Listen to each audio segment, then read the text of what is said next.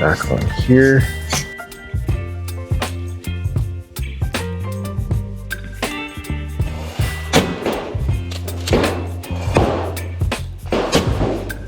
Alright guys, this is the very first of hopefully many that I intend to go ahead and put together for you guys. Now, just a quick background history on this thing. Basically, the way I acquired these is I've got my fingers in so much right now, it's not even funny. And one of the things that I'm actually working on is a good working relationship with Texoma Precision Pellets. I picked up all the M50 pistols that he had left. I bought every single one, right? All the units that he had on hand, plus all the parts. And I went ahead and did that for one reason. I wanted to put together some really good, solid, working, tested units on film together for you guys, so you could see exactly what you might need to do at home if you have one of the most prolific air guns that is currently out there. I mean, there's thousands and thousands and thousands. No exaggeration, I exaggerate a lot of stuff. This is a very prolific gun, and hopefully being able to show you guys exactly what the failure points are and what you can do to go ahead and fix those fail points might give you some good insight on what you can do to get this really great potential platform into being a long-term reliable hand cannon. First thing I'm going to do is back up a step and show you guys what it's doing out of the box. I know what it does out of the box, right? I messed with it and it does leak, but I'll show you guys from where. Oh my goodness. Typical Mac antics.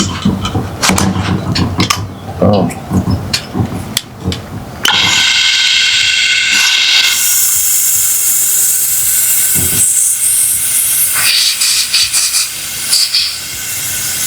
Okay, I'm going to go ahead and bleed this guy here. And I'm getting it out the barrel, which I will not point towards myself. Can I hear it? I'm also getting it out of this maybe fill port. And I think possibly this fill port here, yeah, it builds pressure. So we're leaking from all the typical spots that we would typically leak with the AEA HP Max. Pull this a little out of there. Oop. With no pressure under it, the gauge is really easy to pull. Let's go ahead and see what we can see with our valve. I'm just going to pull this guy all the way out and set it in the tray. That's the front one. And the back one is this other size wrench. Put this secondary one from that back set screw hole in the tray also. So far so good. This tank should just slide out, pop off. Yeah, it does. No problem there. Doused in oil. Let's see if we can by hand pull the valve. Maybe not. Where's my fill probe? Fill probe can give you some added leverages in these situations, right? It's meant to go in this hole so you're actually not at risk of marring anything. It just gives you a T-handle, and it's precision fit in there, so it's not like it's wiggling around. There's no metal on metal contact since it's an O-ring. It is a good cheat code, right? That's a good cheat code. If you like what you saw there, drop a like.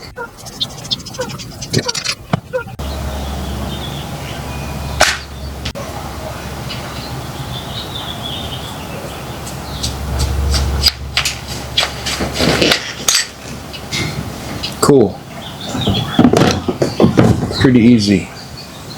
Honestly, these Knipex, I think they're called Raptor wrenches, make everything easy though. They have a lot of leverage, dude. It's not like a branded thing because I'm not sponsored by them. They probably don't like me much at all. But definitely, they provide a lot of leverage. Just using this guy right here. Such a tiny little slot. They should have done better with this. But I'm also trying to do it on camera, so that counts for something. You kind of get the picture. O-ring on the cap looks pretty good. Put that in the tray. Next move. Okay. One thing I forgot to look at, I was looking at the exterior O-ring on this cap, but not the interior O-ring. And your interior O-ring inside there, barely see it, right? Very light colored O-ring right there. That guy, as you can see, is chipped and beat up, and that's your direct seal against the valve pin, which is going to be a direct pathway into the tank pressure. So what I'm going to do is I'm going to actually go ahead and just change that seal real quick, because they're actually very easy to change if you have the proper seal, right? If you have the right seal, it's easy to change. I can use a little tool to dig out the old one, and you can see right away. I'm going to show you guys this O-ring. I'm not like pushing or pulling on it this much, right? You would see it if I was pulling on it and pushing on it to this much, but that's the O-ring that was trying to seal to 4,500 psi. So that's definitely our problem, dudes. For sure. 100% that's our problem, no doubt. I'm gonna replace it. Same tool I used to remove it.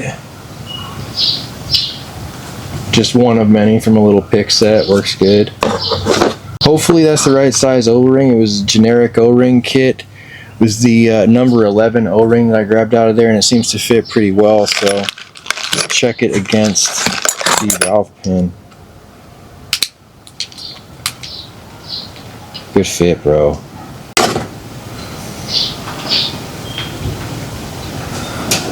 And you know what? I'm gonna actually, since I'm lubing everything up anyways with silicone oil as it stands, I'm going right there on that shoulder where it actually meets that seal in there. I'm gonna kind of install it vertically like this. I'm so interested to know if that fixed my problem, dude. And this O-ring is for sure part of it, but I'm interested to see, like, you never know until you know. When you go to work on a car, you never know until you start it if it's gonna work again.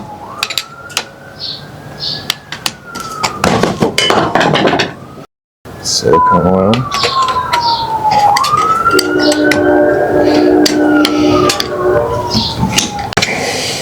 Alright.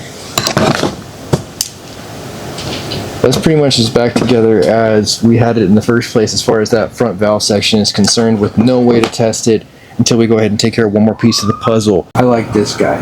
It goes right over the center, and it allows me to not damage the center pin of the check valve that I will show you guys here momentarily. Hopefully this fits right through there. Oh, it totally does. This goes right down in there. Perfectly, dude. Get my seldom ever used tiny ratchet. I'm so excited to do this, dude.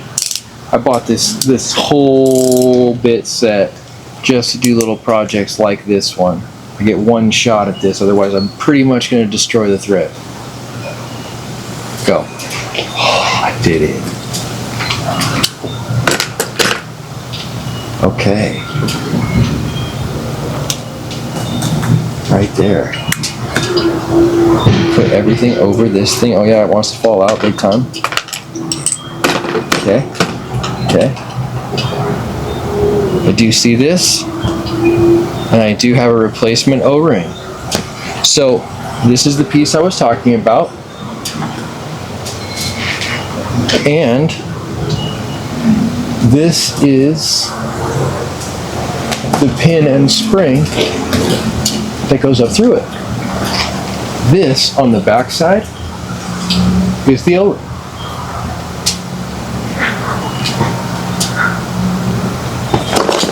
There's this little guy.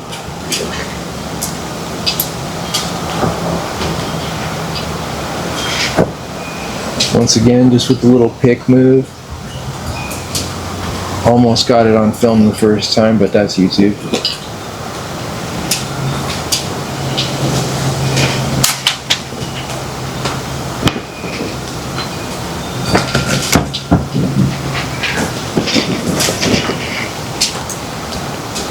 That for sure went through my deck.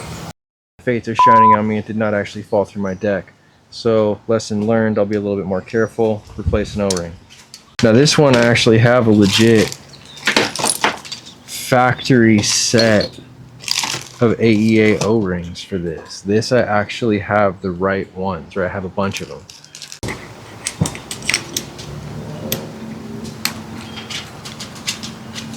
Easy.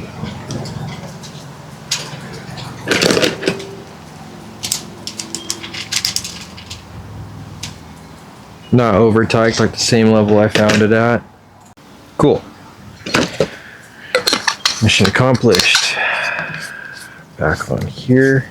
If it doesn't work this time, there's only like one more spot deep in the guts of this thing with a tiny little O-ring that it could be. And I'll go ahead and get to that if necessary, but those only rarely go bad. I've done like 5 M50 builds at this point, and only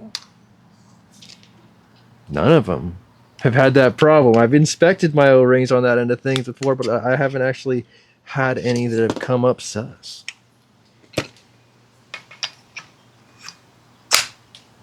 Good.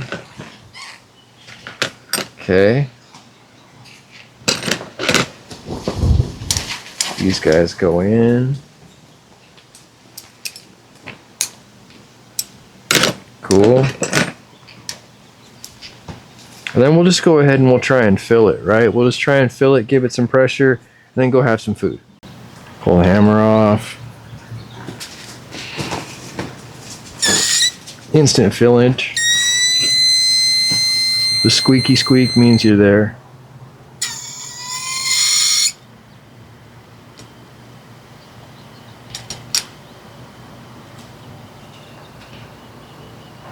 I still hear it. Okay.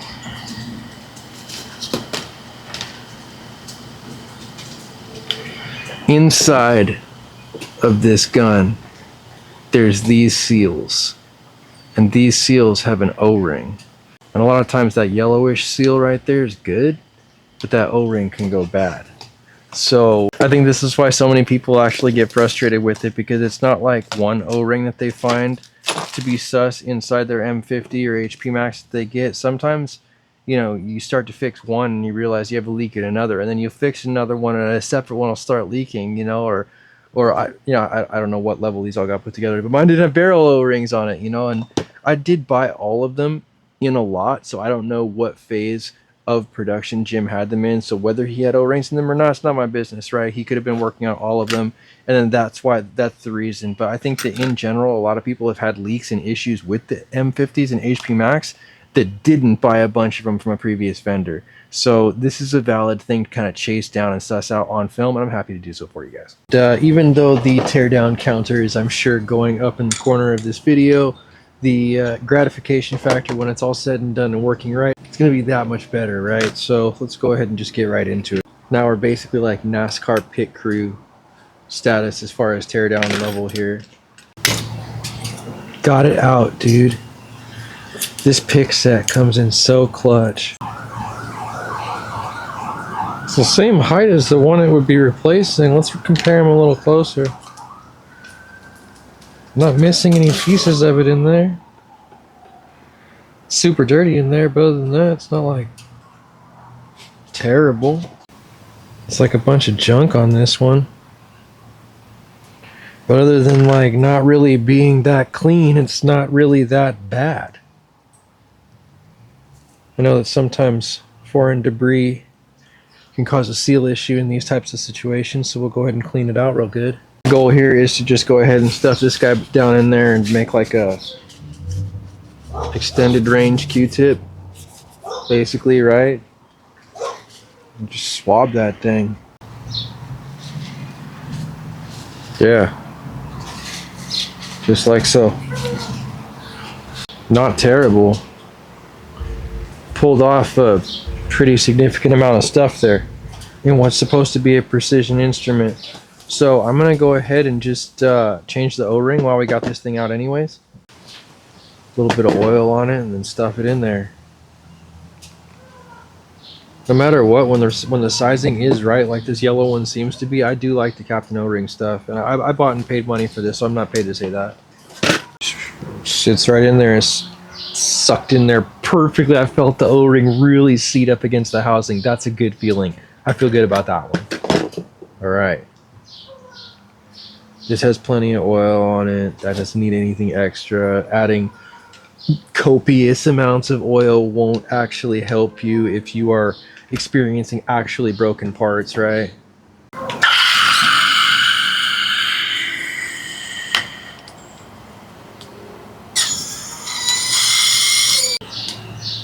I still kind of hear it leaking. I feel like if I shot it a couple of times, it might seat the O-ring. But I can't shoot this at my house. So I guess the best thing for us to do in this case is just to go ahead and put everything together as if it were holding pressure, and then take it to the range and see what it can really do.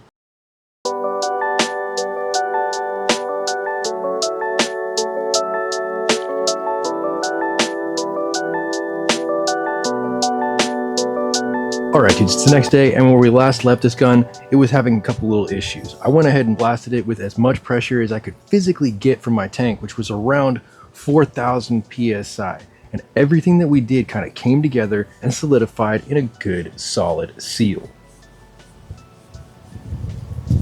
At this point, I haven't shot this yet. I haven't been to the range yet, but I do want to go ahead and do everything we said we were going to do as far as following through on getting it built and then going ahead and getting it out to the range tomorrow. Did want to get the VIP membership for you guys, and I got a couple little things to go ahead and take with us. There's some good stuff in here. You guys are going to like this. Let's get the actual gun built first, and then we'll go ahead and check out what's in the box.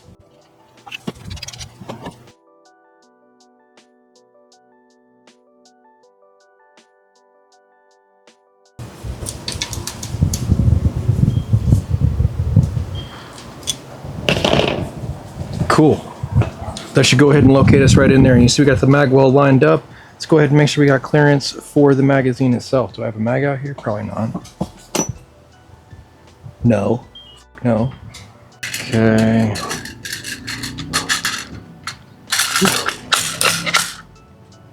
In there like swimwear. Do like it. Remove it. No problem. Alright, so that's going to be a winner for us. Decocked for safety.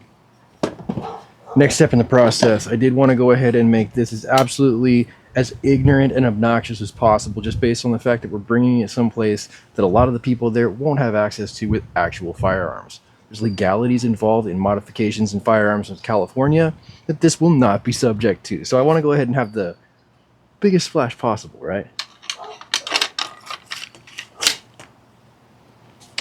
Just kind of slip it over,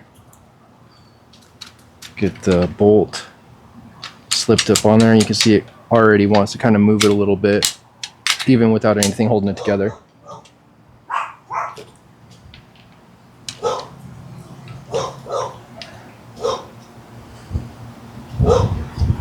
Alright.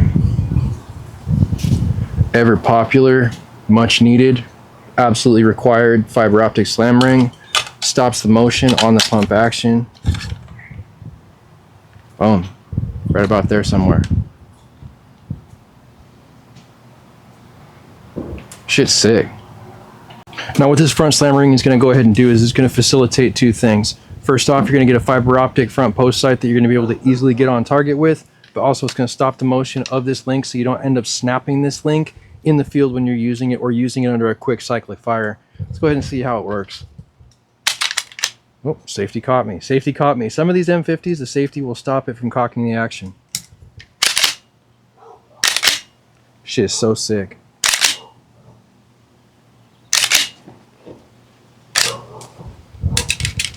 Decock for safety. Let's see that one more time.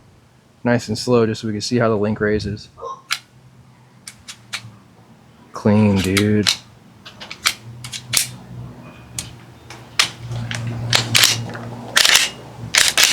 I love it. Shit is very, very, very cool. Now the one thing I want to do is make sure that these are very, very snug right here as far as those two fasteners are concerned, so that we don't get that sliding effect that we just saw as far as the slam ring is concerned in front. That's going to be really important for limiting the motion and making sure that you don't break anything when you need it to break the least, right? All right. Next step of the puzzle, I got this cool little bag of cool little parts. First things first, muzzle brake. I put these little crush washers in between the muzzle brake itself and the end of the barrel, just because I know that these dots on top are supposed to be on top, and it will not line up perfectly unless I have that crush washer style fastener in there, which I do want, right? You do want to have the best chance possible for success. Clean. Give her just a little snug up. Done. I could probably fine tune that if I really felt like it, but it's good for now.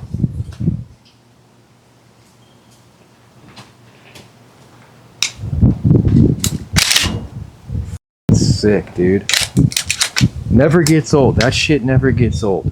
All right, next point of action. Let's go ahead and get the folding stock on.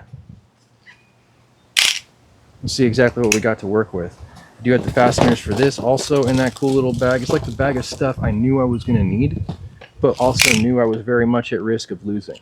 So get it all put together. Preemptively place our screws.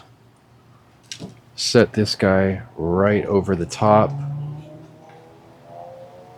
and then just very carefully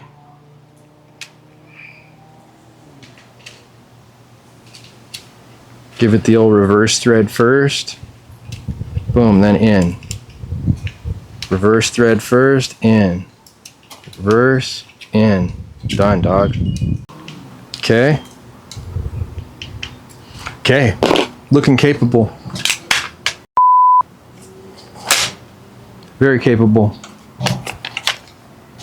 Very stumpy. This is going to turn some heads for sure at the range because it's significantly shorter than it's allowed to be if it were a firearm. And additionally to that fact, it's also got a lot of features that California doesn't like. I feel like this muzzle brake on the end probably would be hated on. I mean, I'm not up on all of the firearm laws I could possibly break at this point if I wasn't careful, but they're probably going to have a problem with this. They're probably going to have a problem with how physically short it is. They're going to have a problem with the fact that it has a pistol grip. They're going to have a problem with the fact that I can remove a large capacity magazine with 11 or more in it, and the folding stock probably going to piss them off. So we're going to bring the perfect storm here, the absolute recipe for success, to the range with this beast and see exactly how many heads we can turn. I think it's a good premise. Throw it down in the comments what you guys think. Clean, dude. I do like it. I do like it. And I gotta say that this fiber optic absolutely pops in the sun. I've been doing green for a lot of people out there just because green was the one that's typically easier able to be seen in sunlight conditions, but by the same token, this red on the white parts just absolutely pops. Let's see what it looks like with the mag in it, right? Give it the full demonstration.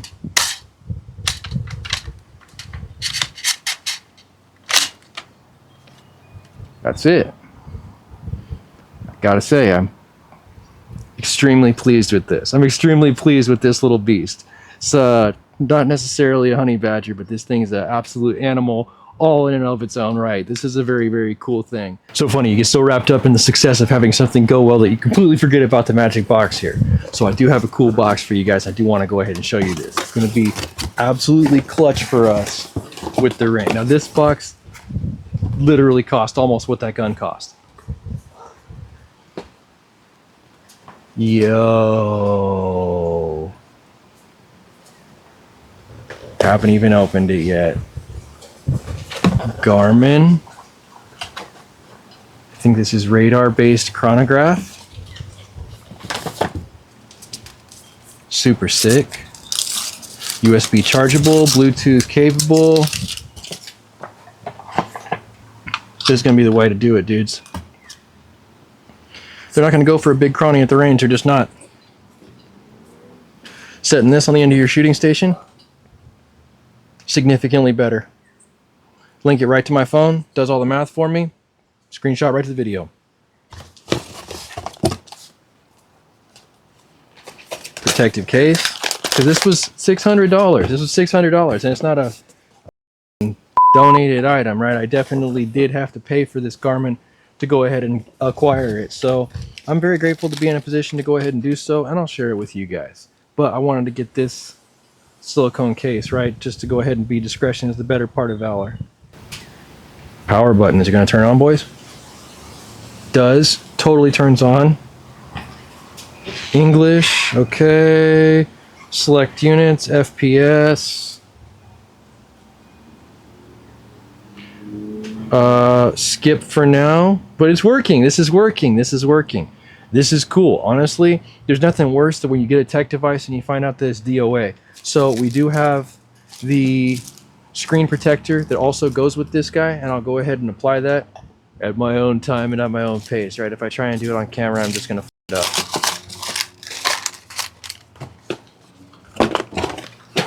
Comes with a power bank. The kit that I got was about like I said, $602, $605 delivered, and it came with everything you see here. Comes with this, I guess, redundant additional protective cover. Came with that power bank. Little more bundle type items, right? You got your power adapter and you got a lens wipe. But this is cool. This is really cool because there's no way that they're going to have a problem with this. This is equally as discreet and the same size footprint as a GoPro, and lots of people are really cool with GoPros pretty much anywhere in the world that you can physically film. So this size footprint going to be really helpful for us. Also, I believe in Garmin as a brand. They're a good brand to go with, and I like the fact that it's working on extremely tested technology like radar. If it's not radar, let me know in the comments. Yeah. Final thing that was in this box that is not in this box now, that's definitely going to help our life when we go to the range, it's going to be this guy. The shooting lanes that I am going to be experiencing in Concord Range are not the same openness as a regular wildland range, so I won't have the ability to go ahead and utilize stuff like the lead sled. This is going to be the only type of arrest that's really going to be acceptable. Everybody out there, when I've been previously, had shooting bags and not shooting sleds. So I think that this is going to be one of those when in Rome, do as the Romans type things. So we kind of fit in and don't make too much of an ass of ourselves too quickly. We're bringing some obnoxious stuff with us that'll probably generate looks on their own. So we'll try and keep the equipment problems to a minimum. Honestly, the crispness that I saw right away of this display itself, extremely good. So that bodes well for us. Nice to also see a little bit of the lanyard hole. I'll probably put some paracord through there and really get this thing secured. But the bright orange case is a must because I tend to lose stuff like this. So for me, I feel like we got the full setup and we're ready to rock and roll. We got our gun set up, we got our gear set up, and we got all of our tanks set up. Let's go ahead and get everything organized and ready for ourselves for a positive range day tomorrow.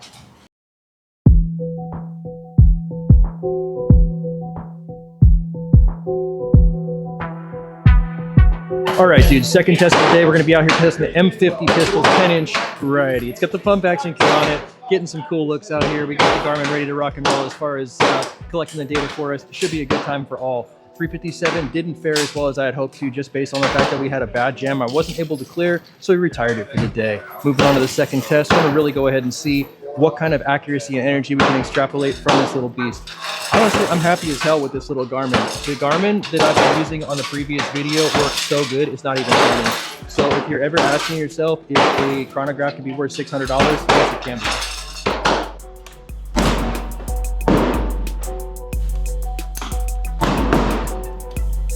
648.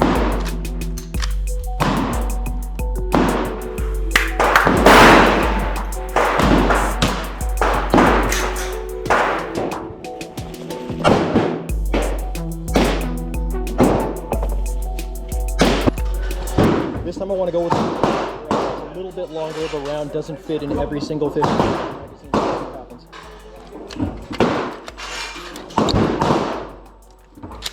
Totally fits.